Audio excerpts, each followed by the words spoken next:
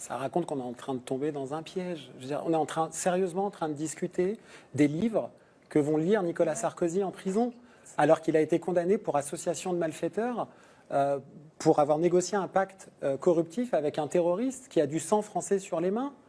Enfin, sérieusement, et on est en train de parler de savoir si c'est le Jésus du pardon, si c'est le Jésus de la résurrection, si Monte Cristo il va se venger tout le monde quand il va sortir de la prison. Alors pour répondre à votre question, pourquoi il y a débat? Pourquoi il y a débat? Ou émotion. Ou émotion. Mais parce qu'on n'était que 8 journalistes à suivre le procès. Pas une seule télé. En France, il y a beaucoup de chaînes d'information en continu. Pas une seule n'a suivi la totalité des audiences. Et donc après, il y a un jugement qui tombe, qu'on dit historique, on dit on comprend rien. Ah oui, on comprend rien parce qu'on n'était pas là. Et donc du coup, qu'est-ce qui prend? Qu'est-ce qui prend? C'est l'émotion. Et qu'est-ce qui raconte l'émotion? C'est la scénarisation et le sens de la symbolique, très bien expliqué par Alexandre Devecchio, que maîtrise à merveille Nicolas Sarkozy et ses soutiens. Et c'est normal, ils sont même payés pour ça. Mais en face, la force, la brutalité des faits, elle est où? Elle est nulle part. Elle est nulle part. Et je vais vous en donner un exemple concret.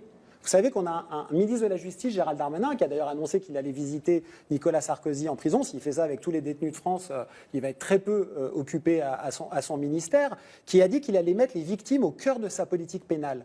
Bien, il y a des victimes dans cette affaire dont on ne parle jamais, qui sont occultées, qui ont été reconnues comme victimes par le tribunal de Paris. C'est les familles de victimes du décédiste d'UTA. Précisément celles qui sont victimes du terroriste avec lequel sont allés négocier, d'après le tribunal, et Brice Hortefeux et Claude Guéant, sous l'autorité et pour le compte, je reprends l'expression du tribunal, de Nicolas Sarkozy. Elles sont appelées nulle part à témoigner sur les plateaux. Nicolas Sarkozy, solidairement avec Brice Hortefeux et Claude Guéant, doit leur verser des dommages et intérêts. Et on est en train de se dire, il va lire Monte Cristo et lui-même convoque le fantôme du capitaine Dreyfus.